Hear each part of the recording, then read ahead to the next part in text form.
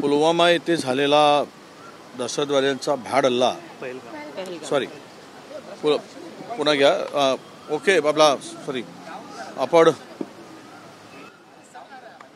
चला रोल पहलगाम येथे झालेला दहशतवाद्यांचा भ्याड हल्ला याचा सर्वप्रथम आम्ही निषेध करतो। खरं तर हा भारतीयावरचा हल्ला आहे, भारत देशावरचा हल्ला आहे असं आम्ही समजतो। ज्या पर्यटकांना ज्या पद्धतीनं या दहशतवाद्यांनी शहीद केलं हे खरं म्हणजे इथे राजकारणाचा विषय नाही, पण हे इंटेलिजन्सचं फेल्युअरच आहे। जिथे हजारो पर्यटक असतात तिथे साधा पोलीस किंवा आर्मीचं कोणी असू नये आणि दहशतवाद्यांना रान मोकळं केल्यासारखं या आणि मारा अशा पद्धतीचं त्या ठिकाणी जर परिस्थिती निर्माण होत असेल तर मग इंटेलिजन्स काय करत होतं? त्यांना याची माहिती नव्हती काय? आणि आज संपूर्ण देशभरातील परदेशातील मोठा पर्यटकांचा लोंढा तिकडे जातो आहे, तर पुरेशी व्यवस्था करणं हे सुद्धा अनिवार्य होतं।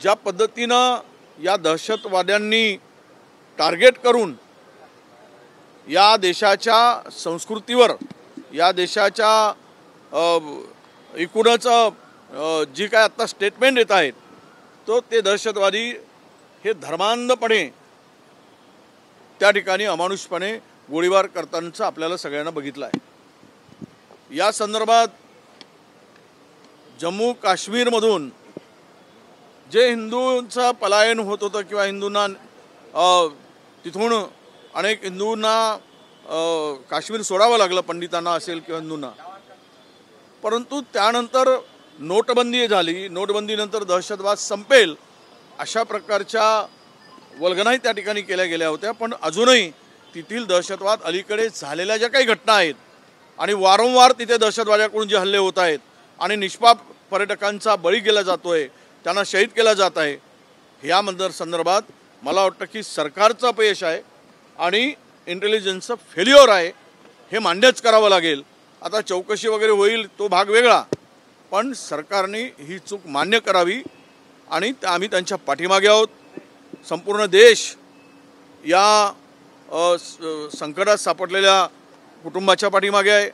जे काही तिकडे पर्यटक आहेत त्यांना सुखरूप काढून त्यांच्या घरापर्यंत पोहोचवण्याचं काम व्हावं यासाठी जे सहकार्य लागतं ते संपूर्ण सहकार्य जम्मू काश्मीर सरकार किंवा भारत सरकार करते आहे, परंतु अशा प्रकारची पुनरावृत्ती होऊ नये यासाठी मात्र ठोस पावलं सरकारनं उचलावं अशी आमची भूमिका आहे। धर्म विचारून मारलं गेलं असं म्हणतं आहे, माहिती मिळते यातून कुठेतरी देशात दंगली पेटवण्याचा प्रयत्न होतो हिंदू मुस्लिम। बघा आता यामध्ये खोलवर आपल्याला जावं लागेल। मी सांगताना तेच बोललो की जिथे एवढा मोठा पहलगाममध्ये पर्यटकांचा त्याला मिनी स्वित्झर्लंड आम्ही म्हणतो आणि तिथे एवढ्या मोठ्या प्रमाणात पर्यटक जात असतील तर तिथे पुरेशी सुरक्षा ठेवणं हे सरकारचं काम होतं।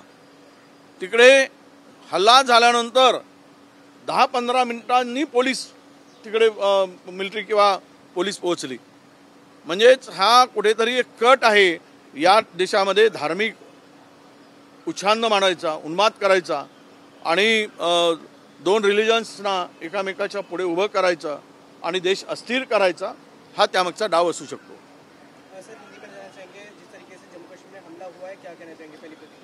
नहीं, पहलगाम में जो हमला हुआ है जम्मू कश्मीर में ये निरपराध और जो देश के पर्यटकों का देश हो परदेश के पर्यटकों को जिस तरह से टारगेट किया करके मारा गया है, ये बहुत बड़ा ये हादसा है, ये बहुत बड़ी निंदनीय बात है। मैं यही कहूँगा कि इस तरह की घटना जो घटी तब ये इंटेलिजेंस क्या कर रहा था। पहलगाम ऐसा स्थल है कि जहाँ पे हजारों पर्यटक वहाँ पे जाते हैं, प्रदेश के भी जाते हैं, देश के भी जाते हैं, तो वहाँ पुलिस हो या मिलिट्री हो उसका सुरक्षा की व्यवस्था होनी चाहिए थी।